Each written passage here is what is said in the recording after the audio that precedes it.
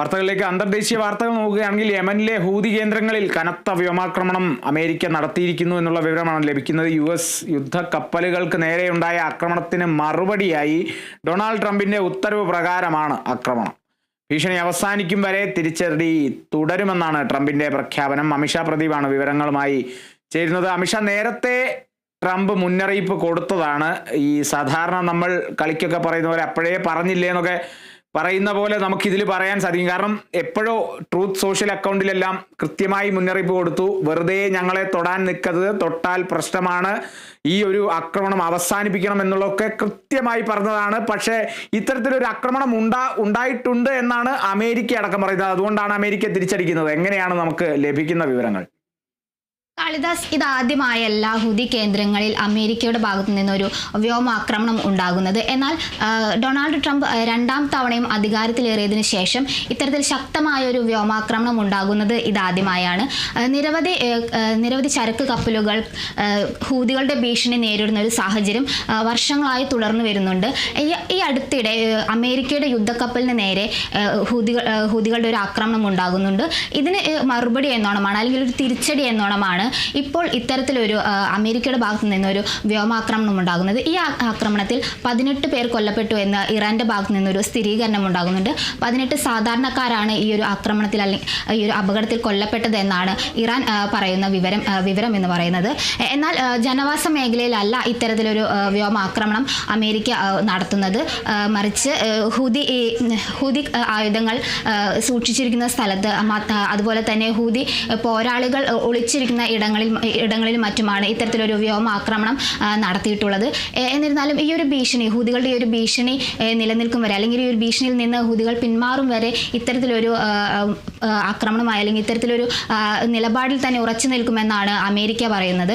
സമൂഹ മാധ്യമത്തിലൂടെ ആയിരുന്നു ട്രംപിന്റെ ഇത്തരത്തിലൊരു വിശദീകരണം വന്നിരിക്കുന്നത്. ഈ ഒരു ഹൂതികൾ ഈ ഒരു ഭീഷണിയിൽ നിന്ന് ഒഴിയും വരെ തങ്ങൾ ഈ ഒരു ആക്രമണം തുടർന്നുകൊണ്ടേയിരിക്കും എന്ന് തന്നെയാണ് ട്രംപ് സോഷ്യൽ മീഡിയയിൽ പങ്കുവച്ചിരിക്കുന്നത്, അല്ലെങ്കിൽ സോഷ്യൽ മീഡിയയിലൂടെ നൽകിയിരിക്കുന്ന ഒരു വിശദീകരണം എന്ന് പറയുന്നത്. അമേരിക്കയും ഇറാനും തമ്മിലുള്ള ബന്ധം കൂടുതൽ വഷളാവുന്നു എന്നുള്ളതിനൊരു വലിയൊരു സൂചനയാണ് ഇത്തരത്തിൽ ഈ ഒരു ആക്രമണത്തിൽ നിന്ന് നമുക്ക് മനസ്സിലാക്കാൻ കഴിയുന്നത്.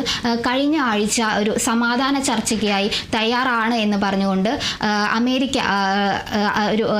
ഇത്തരത്തിലൊരു സമാധാന ചർച്ചയ്ക്ക് തയ്യാറാണ് എന്ന് അമേരിക്ക അറിയിച്ചിരുന്നു. എന്നാൽ തങ്ങളൊരു തരത്തിലും ഇങ്ങനൊരു സമാധാന ചർച്ചയ്ക്ക് തയ്യാറല്ല എന്നായിരുന്നു ഇറാന്റെ ഭാഗത്തു നിന്നുള്ള ഒരു നിലപാട്. ഈ ഒരു സമാധാന ചർച്ച നിരസിക്കുകയായിരുന്നു ഇറാൻ ചെയ്തിരിക്കുന്നത്. എന്നാൽ ഈ ഒരു ആക്രമണങ്ങൾ എല്ലാം ഒഴിഞ്ഞ് ഒരു സമാധാനപരമായ ഒരു മുന്നോട്ട് പോക്ക് അമേരിക്ക ആഗ്രഹിച്ചിരുന്നു. മാത്രമല്ല, കാളിദാസ് നേരത്തെ പറയുന്നതുപോലെ മുൻകൂട്ടി ഇത്തരത്തിലൊരു അറിയിപ്പ് അല്ലെങ്കിൽ ഒരു മുൻകൂട്ടി ഇങ്ങനെ ഒരു കാര്യം അമേരിക്കയുടെ ഭാഗത്ത് നിന്ന് സൂചിപ്പിക്കുകയുണ്ടായി, ഇത്തരത്തിലൊരു ആക്രമണങ്ങൾ അല്ലെങ്കിൽ ഈ ഒരു ഭീഷണികളെല്ലാം നിന്ന് ഒഴിഞ്ഞു മാറണം എന്നുള്ളത്. എന്നാൽ അതിൽ നിന്നെല്ലാം അതൊന്നും വകവയ്ക്കാതെ ഹൂതികൾ വീണ്ടും ഒരു അമേരിക്കയുടെ ഈ ഒരു യുദ്ധക്കപ്പൽ ആക്രമിക്കുകയും ഇതിനൊരു തിരിച്ചടി എന്നോണമാണ് ഇപ്പോൾ ഈ ഒരു വലിയൊരു വ്യോമാക്രമണം അമേരിക്കയുടെ ഭാഗത്തു നിന്നുണ്ടാകുന്നത്.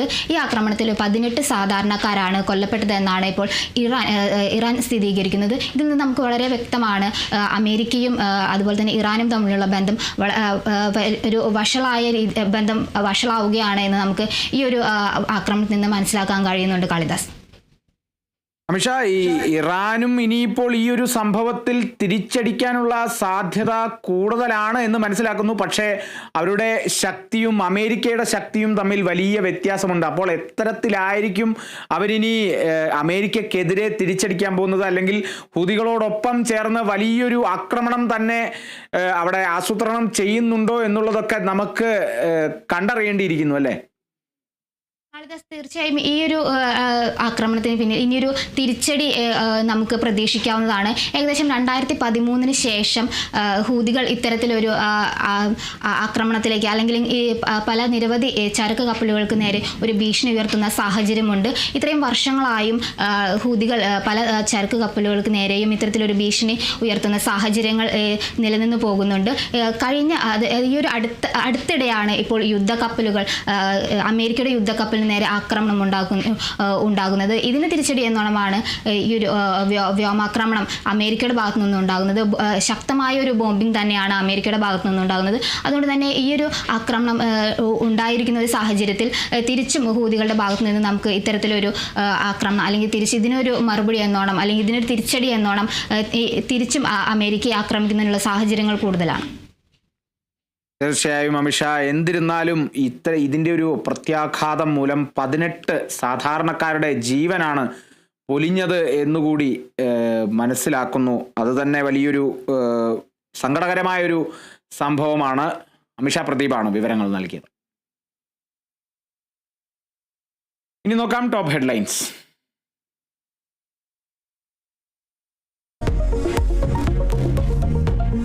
ആശാവർക്കർമാരുടെ രാപ്പകൽ സമരം 35-ാം ദിവസം. സമരം